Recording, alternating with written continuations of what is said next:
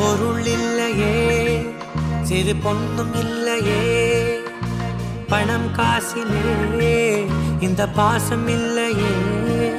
அன்பான மகள் வந்தார், அம்பானி நானாகிறேன். இந்த இன்ப மகாராஜ பெற்ற புது ரோஜ எலிசபெத் ராணியின் பேத்தியே. தாயே தாயே மகளன வந்தாய், தந்தை சிந்தை நலமுற